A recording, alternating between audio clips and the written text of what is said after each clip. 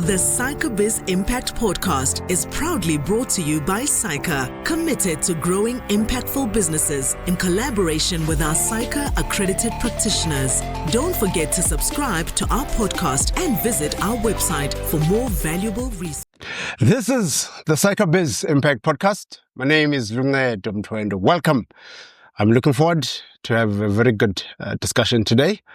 And I am joined by a powerhouse in business, and someone who has been in the industry for quite some time, that is known within the fraternity, especially around the impact that she has made in the education center. Mutondi, welcome on board. Hi, thank you so much. How are you doing? I'm doing great, thanks. And how about you? Fantastic. Yeah. Fantastic. Ladies and gentlemen, this is Mutondi Ramaru. But for those who don't know, I'll just share a little bit in terms of your bio, what you've done before. She is a distinguished chartered accountant, a prominent figure in financial and education sector. She began her professional journey with KPMG. Hello. Hi. That's where she developed a solid foundation in accounting and finance. Following her tenure at KPMG, she developed very good interest, and she joined the finance function as a finance manager at ABSA. With a passion for education, Mutondi transitioned into academia, becoming a lecturer for 9 years. During this time, she played a pivotal role in spearheading the Psycha accreditation of the University of Venda, Univen, as the subject head in financial accounting, significantly enhancing the university's reputation and academic offerings. So she was selected as one of the Psycha top 35 under 35 in 2020. She is also the founder and the CEO of Divine Inc., an innovative audit firm. She also serves on board committees as a non-executive director. But more than anything else, the number of things that she does, but she's also a coach and a personal development enthusiast. She's got a YouTube channel, and she's a podcaster as well, with a channel called Leadership with Mutondi R. More than anything else, talking about leadership anyway, the CV is quite long, ladies and gentlemen. But from another podcaster to another podcaster, welcome. Thank you so much. Yeah. For the robust introduction. Right? Absolutely. Now, talking about leadership, Mutondi, let me take it way back from the beginning. If you can just share with the listeners in terms of where you're from, your journey, and your passion as well, just around leadership, from high school to university, where you did your articles with KPMG and all the way to where you are today. Yeah. Thank you so much for that question. Yeah. It has a potential to be a very long answer, but I'll try to keep it short. Yes. So I think and I believe that leadership leaders are made, not really born. However, when I share my background, you would be tempted to think I was born a leader. Sure. But it was mainly because I was surrounded by great leaders as I was growing up. So just to give a background, I come from a teeny-weeny village in Venda called Mashamba Village. And I'm from the royal house of that village. Wow. Amazing. We don't own anything. Don't be scared. The land. Yeah, just the land. Right of occupancy. Yes. So I grew up in the village, and my grandfather's actually from both sides, like on my mom and my dad's side, were the prominent business people in two villages, two neighboring villages. So I don't know how my mom and dad met, but it looked like it was a good combination. Sure. And then we were the result. So because of that exposure of when I go to my mom's side, all you see is business, it's shops, it's, a leader in my grandfather, the way he would carry himself, the way he would address issues, his knowledge and all that. And then when I I come to my dad's side as well, it's the same thing. And I think on my dad's side, because I was there like daily, So that's where we got conditioned to be, leaders. So one of the key principles that used to come out was, when you're seeing something going wrong, what are you doing about it? So I had a scenario where my dad, there was a weekend when my mom and dad went to a funeral, right? And I was the oldest in the house. I wasn't old, but I was the oldest. I think I was in primary, maybe a grade 4, standard 2. And because I was the oldest, it was like assumed that I would be responsible for the whole house, right? So now there's an incident that happened. I had like a 5-year-old brother, my youngest brother. He was 5. And then my sister, who was, I can't remember the age, but my sister had other cousins who were the same age, right? So all along, I think I was studying or I was reading in my room when I could hear them playing in the garage, right? So they were playing there and I thought everything is good and well until I heard a loud bang, right? And then I go to investigate and I find that my dad's bakkie is the one with the wall. Oh my word. Oh my goodness. It's one with the wall. And now expensive. Oh my God. So now I when I get there, they're already trying to push it back. Right?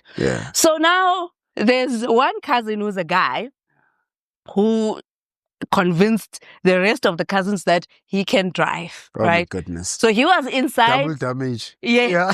He was inside and I think he tried to start the car and then he jumped onto the wall. Right? So now they're trying to push it back. And I'm like, guys, like, what have you guys done? Right? Then they're like, no, don't worry. We are going to push it back and nobody's going to notice. And these are young kids, by the way, trying to push the car. Young kids. There's a 5-year-old also in the mix. Pushing the car. Right? And it had a potential to be tragic. So now they push the car and we thought everything is well and good. Everyone goes out to play. And then my parents come back. It was late in the evening. And I just heard a very loud voice calling me from the sitting room. Because you're the eldest. I'm the eldest. Yeah. Yeah. And the way that car was pushed back, we thought nobody's going to notice. But my dad calls me and he's like, what happened with the car? What happened? Okay. Because the damage wasn't visible. And I'm like, I tried to lie my way around it. And I mean, and he can tell. He can tell. Yeah. This young man is just... And okay, eventually I had to tell the truth. So-and-so was pushing the car and now his main concern was the 5-year-old. Like, do you understand how this could have ended up? Because you are the eldest. I hear you saying, so-and-so pushed the car, but where were you as an elder? And furthermore, instead of you, when we come back, to tell us what nearly happened, you are trying to cover up for these people, right? And we left you in a leadership position. So that was a critical learning moment for me to say, if I am present, right, and something is going wrong, I cannot contribute to that wrongness that's happening. So it's either I try to do something to fix it. If, like in this case, I was young, I was supposed to call elders who would know what to do with the situation. So it's those kinds of leadership, principles that when I was growing up, I was conditioned. Even the accountability now. Accountability ensuring coming. that everything is as it's supposed to be. Yes. And one of the other things is, taking ownership of your own life, learning not to depend on someone else or someone else's decisions, not allowing people to take over your decision-making power. And these are things that my dad literally, I think he intentionally instilled in us. And while I close on this one, there were other things that, my dad used to do. I remember he he had a soccer team, which is still, operating now. It's it's called Mashamba Soccer Academy. Okay. I'm sure we'll see it on PSL soon. You will see it on PSL. Yeah. Definitely. Yeah. So he started it. I can't remember. I think I was in high school. But for me, the critical moment is how he started it and how everyone was mocking him when he started.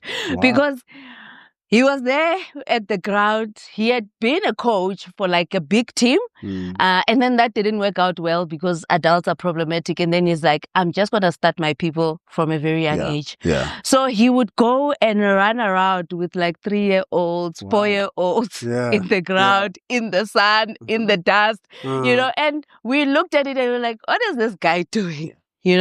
Until 10 or 12 years later, when those people were grown men. Yes. And now you see one of his best products was a goalkeeper at Kaizer Chiefs. Wow. And you're like, wow, from development. Yeah, from development at 3 years, because he was one of those who he started from that age. Yeah. And now we can see the result.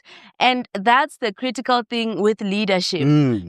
Leadership is about serving. And most of the time when you are serving, it doesn't make sense to those who are watching you, because the results are not immediate and, they don't make noise at that point in time.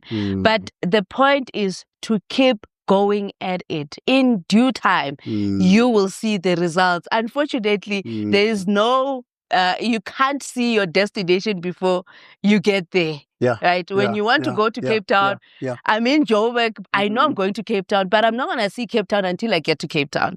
That's amazing.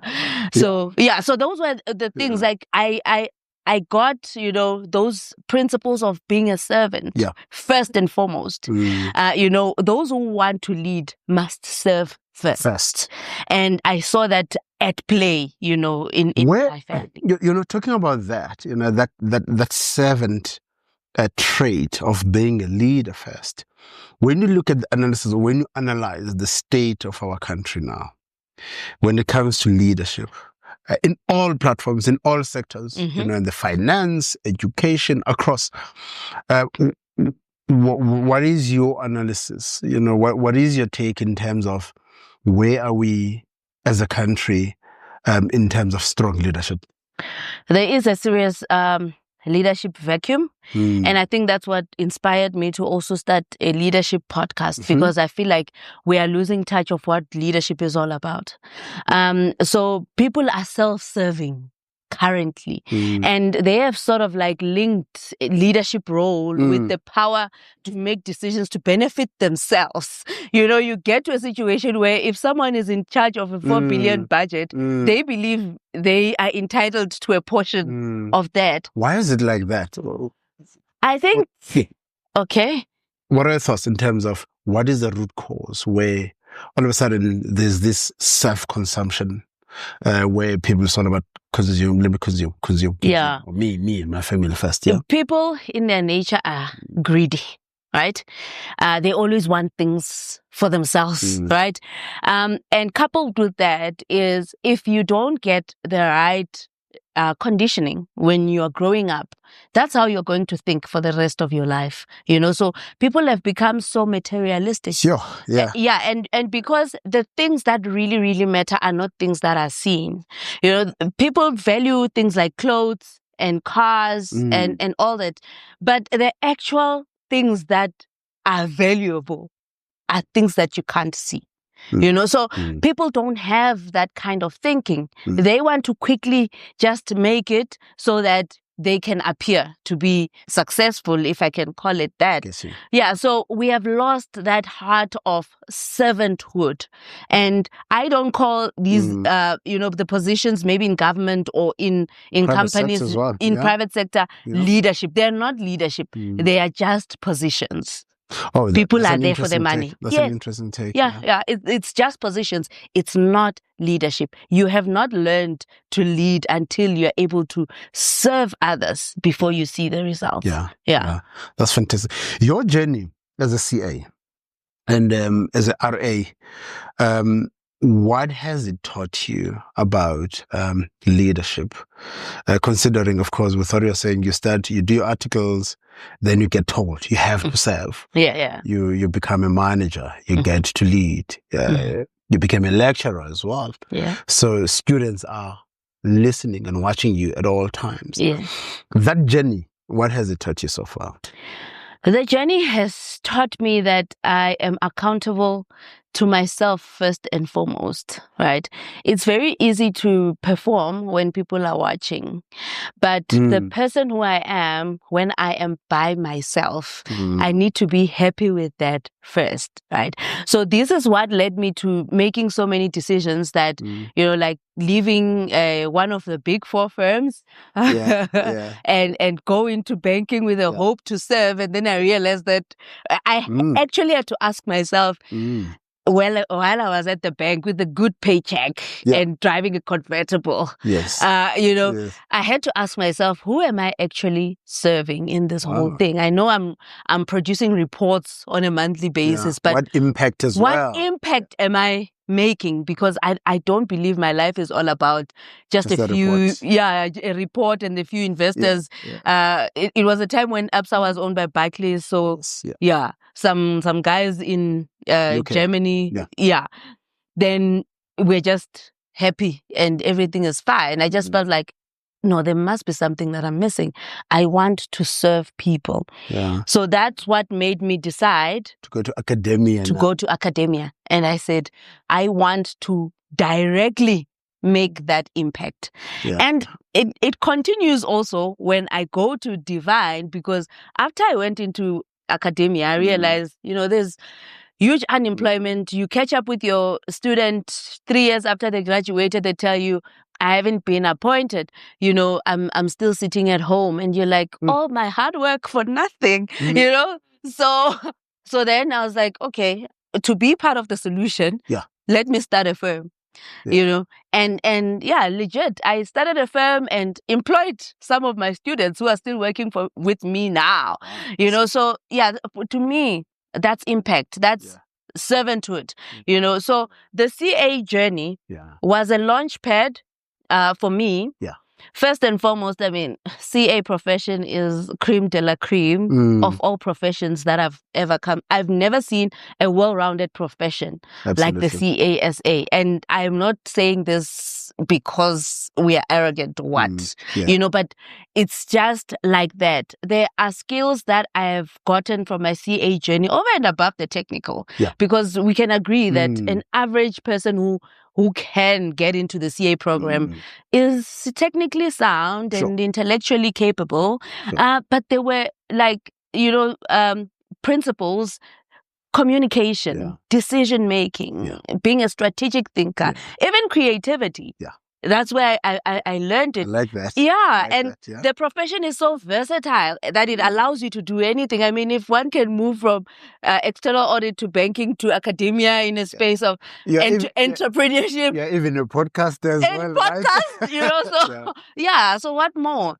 So there are those values that you are taught in the CA profession, which will be able to advance us forward. You see, with what you're saying, talking about your CA journey and the benefits that it has given you, I also want you just to share some of the benefits that you have picked up or realized, especially now you also serve sometimes as a non-exec. And that's why you're saying, look, the CAs you've sat with different skill sets at a board level, and there's usually a different value that a CA brings at a strategic level. Take me through that. So firstly, the CASA, it opens doors. I don't want to lie. It gets your foot through the door. Absolutely. Right? But character is what will keep you there. And that speaks to all the other, skills and principles that I've learned through the CA journey. So things like ethics that are so emphasized in the CA, journey are things that will actually protect you when you are in those boardrooms. So for people to start listening listening, you know, they need to know you are a CA, and they listen attentively. That designation speaks. Yeah, it speaks. Yeah. But then when you start talking and they really hear what's behind that, I think that's what adds more value, you know, into those board meetings. And that does not mean that I just become a CA and that's it. You know, I also need to invest in preparing for whatever role. You have to deliver. I have to deliver on those roles. But being a CA gives me that confidence because I have been through rigorous training. You know, I am able to be confident enough to say I do belong in this room. Yeah. I know everyone else looks different from me. I mean, I trained, KPMG was majority white. I come from a rural area where to see a white person is like close to a miracle. But well, only when you go to town, right? Only when you go to town, once in a while. You know, and now you need to sit with these people, have a conversation with these people. And that was challenging at first, you know, and like I'm saying, because of those experiences, that's where you get the confidence to now communicate because you feel like you belong. So there's one thing that education can do for you. It can open those doors. I like that because look, you've occupied rooms, you've been in certain spaces, as you're saying, that typically are not meant for a young black child to enter into. And your confidence, I mean, you have confidence, and you've owned those spaces. So take me through the mindset shift. You said you're from the rural areas. That is more traditional in terms of you have to respect. So your behavior fundamentally is at a respect level, humble, right? Humble at all times. Now you get into the space that is private sector, that's more westernized. Being humble sometimes won't take you anywhere. What mindset shift that you can share with someone right now who's doing her articles, or someone who's working in engineering firm, or someone making marketing firm, but they realize, oh, this is completely different from the way I've been raised. So now I need to change the way I behave. Yeah, that's a critical question. Yeah, thank you for that. It was a huge, you know, a huge jump from where we come from. I remember I used to struggle to even look someone in the eye. Oh, yes.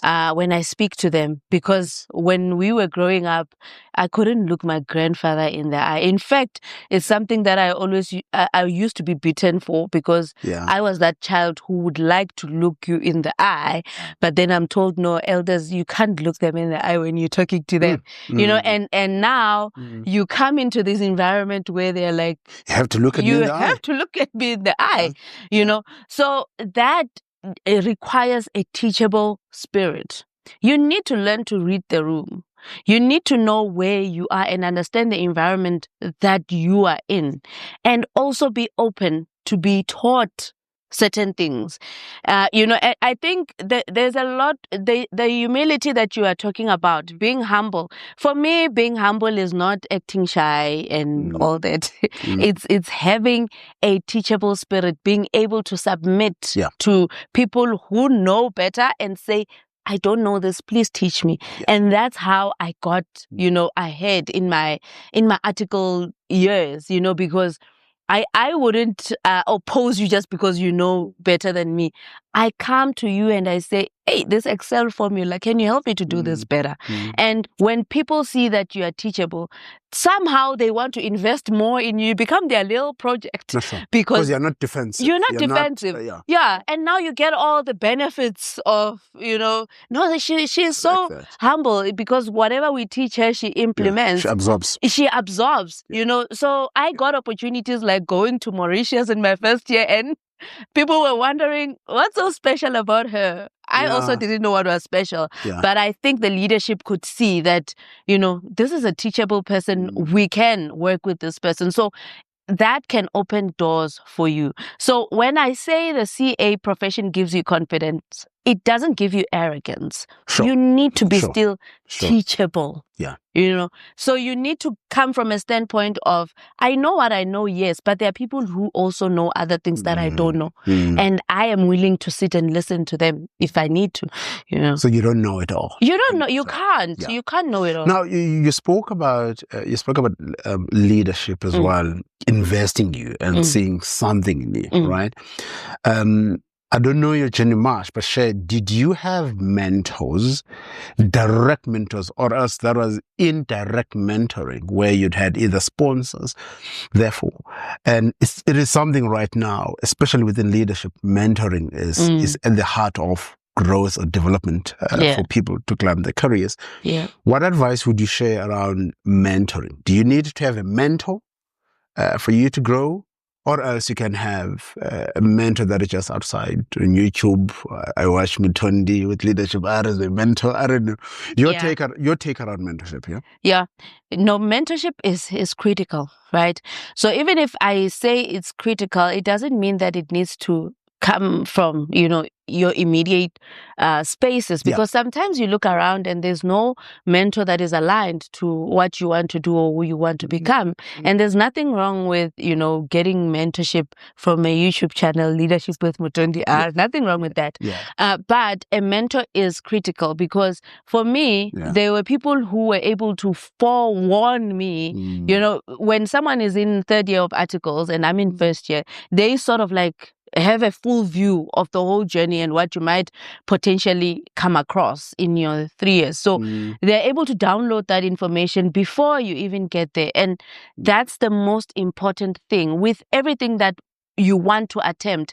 The mental preparation becomes very important because if someone is able to tell you, no, look out for the crocodiles in that river, you know that whenever I am crossing the river, I must, you know, but imagine if you just go into that river without knowing whether there are crocodiles or not, you know, so it's a different experience. So mentorship is very important. And sometimes it's not only a one, you know, you don't need only one mentor. You can have a mentor for like different areas of your life, depending on whatever that you see in that person and you believe you want to become like that. You can have 3 mentors, but just be careful that the values of those mentors do not clash with yours, right? So it's very important. If you can get a mentor near you, please get a mentor.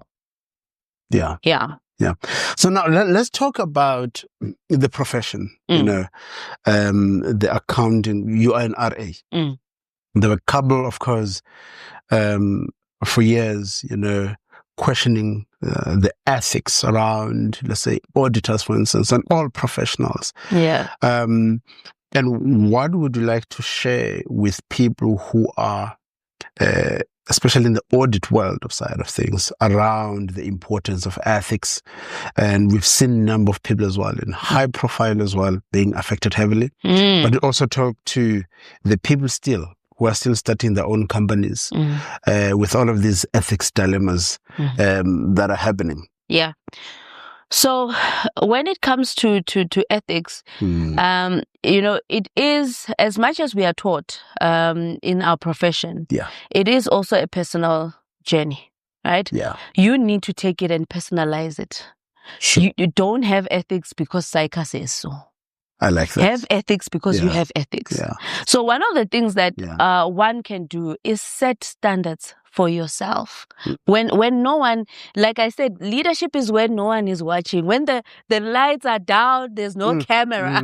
You know, whatever that you do in the dark, wherever, those decisions, that's where we see the leadership, that's where we see the ethics.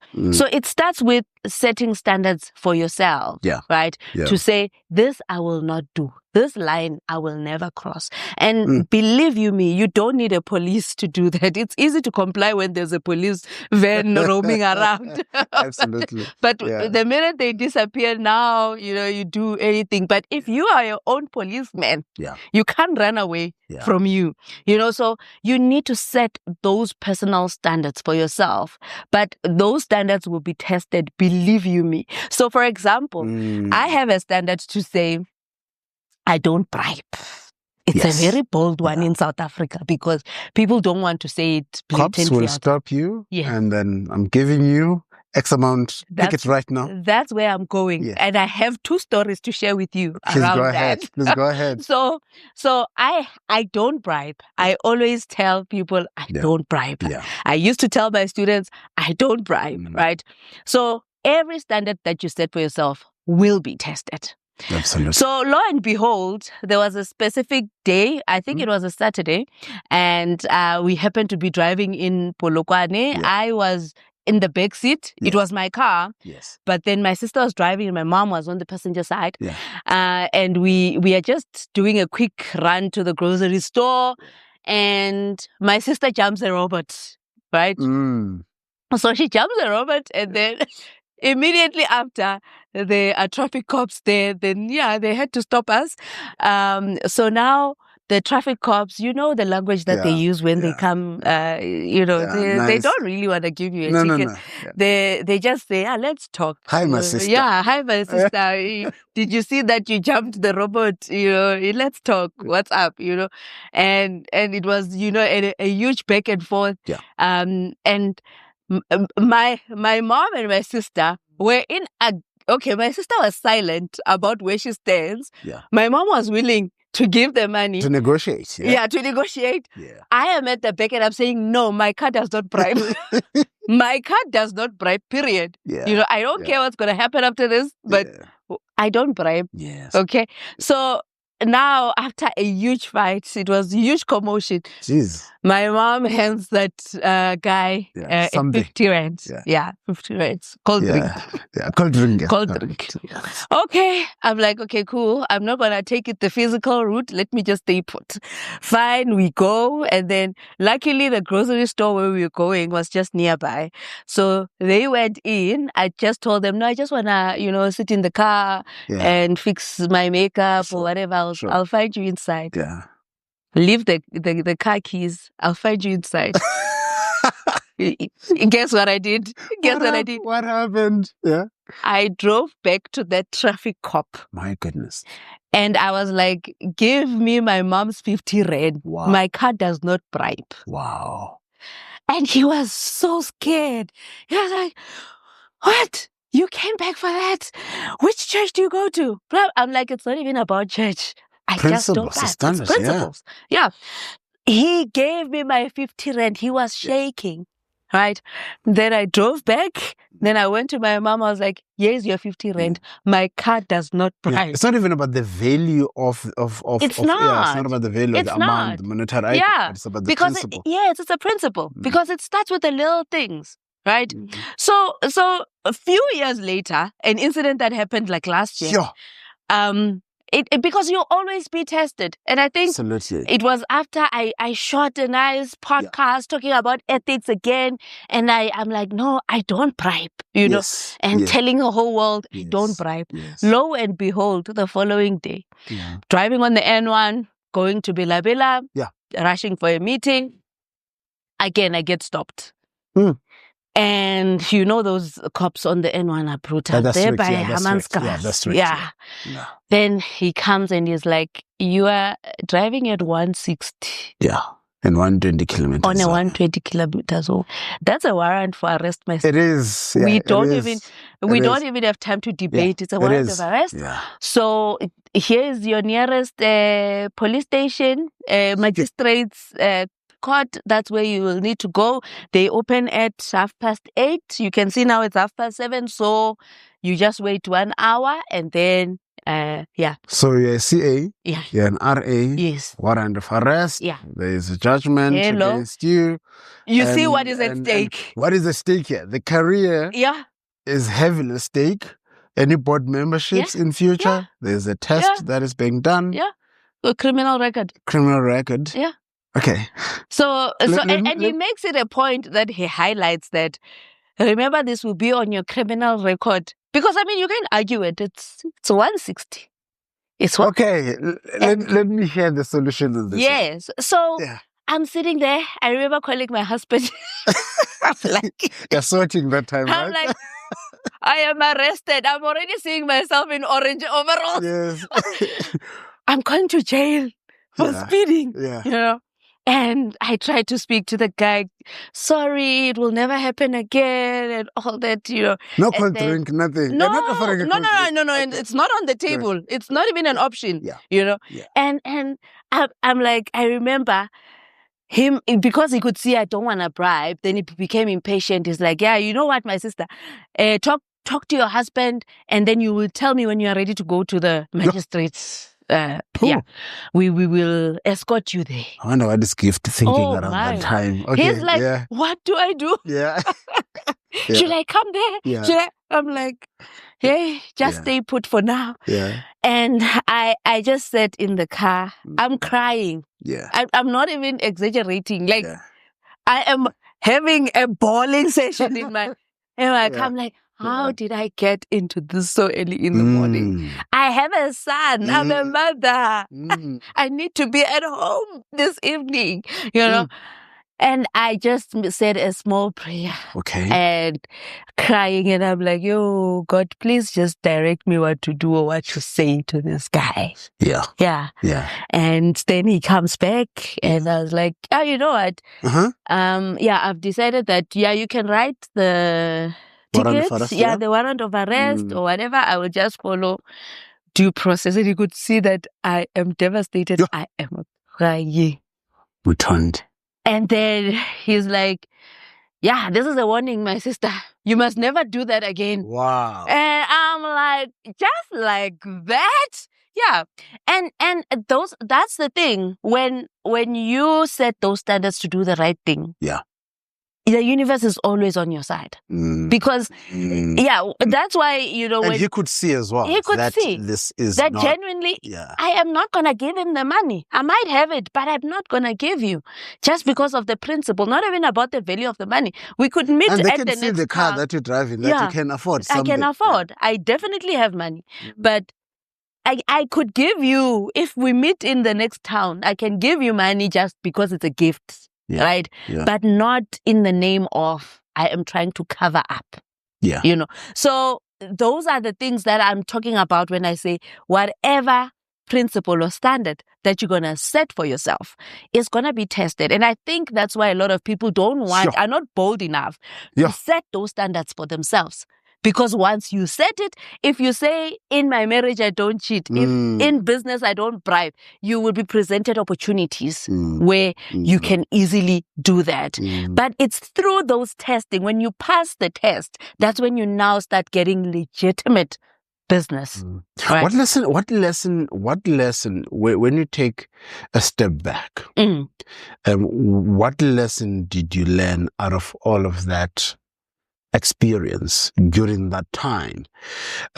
Was it what you're saying, that the universe will always conspire and help? What was the biggest lesson that you learned from that process? Do the right thing at all times. And I think everyone's internal compass guides them on the right thing to do at that point in time. When I'm doing something wrong, I know definitely that if someone was to catch me doing it, I'll be so embarrassed. So do the right thing at all times, regardless of who is watching. And in due time, the things that are genuine, things that are lasting, things, if you are building a business and you are building it on ethical principles and you are telling yourself you are not going to bribe. Yes, your success might not be as quick as the next person who's willing to bribe, but lo and behold, your success will be more sustainable. How do you build such strong values? Considering that, I think from your side, as you've said, you come from a very strong family. You've seen hard work. You've seen the journey. You've seen sometimes that this takes time. Yeah. You've seen, your grandfather, your mother, your father, and all of that. All of these people that had leadership roles. Yeah. Right? Yeah. But how do you build that now? How do you build a society that has strong values like that operates? Is it something that we start from a young age, or is it based on the career that we've chosen? How do you build that? I think it starts from having a questioning mind. Okay. I think from a very young age, I was a very curious child. So, for instance, even African sayings and certain values, I would ask myself, why are they saying? Why does it apply to men and and not to women? Why? Yeah, so question those things and test them. And that's how you find what is the right principle, because it doesn't mean that everything you've been taught in your culture is correct, right? Some of these things are very toxic. So you need to have that questioning mind. Don't just have a yes ma'am, yes kind of a thing. And this applies across, different, it can be in the religious space or whatever. Own whatever that you are being taught. Own it for yourself. Make sure you understand why I am doing this. Why I am following this rule. What is the benefit for it? Because every law that is there for a reason. So even if we go back to the speeding thing, if you understand how dangerous it is to be driving at that speed, because you can't react quick enough. Absolutely. You're putting your life in danger, you're putting other people's lives in danger. When you understand the why, then it's easier for you to then apply that rule. But if you are just told that, no, it's a rule, we are human beings, we are rebellious by nature. Just break it. You want to break. Wherever there's a rule, you want to break. But if you want to apply that rule, make sure you understand where it came from and own it for yourself. And that's where we will have lasting values as people. And I think that's where it came from. I used to study people's characters. I mean, I speak so fondly of my dad, but I was the biggest critic of some of his decisions. I assessed for myself that I love my dad, but there are these aspects that I don't like. Yes. But there are these that are really good qualities, and I want that. That's maturity. Yeah, the same with every other person. I study characters, I study people, and I say, no, I don't agree with that. This is what I agree with. And then I'm adopting that as my standard in life. So it's a personal thing, and you need to go through the process. And it's a hard work. Yeah. It's hard work, and that's why a lot of people, that's why a lot of people don't want to do that work, because it will require your commitment, things that you need to do by yourself with no one monitoring you. Absolutely. So that's how I develop those values. Yeah. This, the narrative and with what you're saying right now talks to also your podcast, right? Where you are really promoting the leaderships and the ethics, right? So it's a call to action for so many young professionals, in the finance industry, accounting, or the tax, not just to lead only in finance, but across society. What advice would you have, or what role do we have as a profession to play in really promoting this country? Yeah, so I think we have a huge role to play. And I think that speaks to the skills that I was talking about earlier, to say there's no other profession that offers the amount of skill that we are being taught. But as CAs, I think we are too relaxed in these corporate jobs. If there was any person who qualifies to own businesses, it should be CAs, because we know taught how to run. You are the taught processes, how to the run. systems, understand all of that. Yes, you are taught the technical part. You are taught even important values, things like paying your employees on time. It's shocking the things that I come across as a consultant myself. Sorry to point out to construction companies that they are the worst. Yeah. They are the worst when it comes to paying employees. And I'm like, but how do you have a Louis Vuitton bag? Aish. You are here with a Louis Vuitton bag, but your employees are not how? How does that even make sense? I can't sleep. Minimum wage, right? Yeah, exactly. I can't sleep. Yeah. If the salaries are due tomorrow, I can't sleep tonight. Yeah. So those are the values that we need in business. And imagine if the person who I am doing business with in the government sector is a CA who also subscribed to these values. How much of a difference that will make to the business landscape. Then we won't make it a norm to say you need to give kickbacks for business. Absolutely. So we have a pivotal role to play in the business sector. Let's stop occupying. Yes, there is a place for CAs in corporate, but I feel like with that amount of skill, it's a lot. We know too much to just be sitting there and using only 10% of it. If you knew people who are running businesses with just 5% of the brain capacity that you have, you wouldn't be sitting there. I work with SMEs quite a lot, and I've seen it's all about risk taking. Yes, one of the things that I've picked up. So, but it's a call to the CAs. Don't just be comfortable. Yes, there's a lot that needs to be done in this country. Yeah. What advice would you share with an SME owner currently who's starting a business, facing these challenges that you're talking about, that one, they have to get business, have to pay the bribes and all of that? What one truth would you advise to them? I would say build your business from the inside out. Okay. What does that mean? It's tempting to want to look successful in your first year, second year, or third year of starting your business. I like that. We have scenarios of people going out getting funding, but then they fund their lifestyle instead of, investing in their business. Yeah. So understand the process that it takes to get a business up and running. One thing, it takes time. A sustainable business, that's one of the things that I also emphasize with my clients to say, I'm not helping you to just run a business. I'm helping you to build a sustainable business. Not one that is here today and gone tomorrow. Yes, we'll clap hands for you because you made 10 million in your first year of operation. But is that sustainable? So entrepreneurs need to be comfortable with building and putting in the work, even though no one is clapping for them.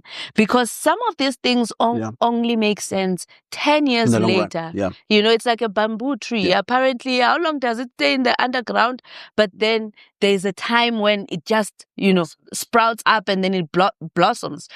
That's how business is. Nobody sees the underground work that you are doing, but the seeds are germinating, even though they are not making noise, right? And you don't see it, but be diligent in the work that you're doing. It will pay off. I like your analogy. It's important that we learn from nature. Nature reflects basically what we're doing on a day-to-day basis. Mutondi, has been good having you. Yeah. I like the nuggets. I like the nuggets that you have shared. Yeah. And they talk to the socio and economic problems that we're facing in the country, and the fabric that as a country that we must have as we continue to build. But for people that want to learn more from you, that need coaching from you, that need training sessions on leadership from you, how do they get hold of you? I am on all social media platforms, on TikTok. Holla at me, Mutondi R. Yes. And on Facebook, Mutondi Ramaru. And then on Instagram, Mutondi Ramaru. LinkedIn as well. Please, let's connect and share this. So definitely I am reachable and I'm willing to serve. And on YouTube, Leadership with Mutondi R. Start there and watch our episodes. I like that.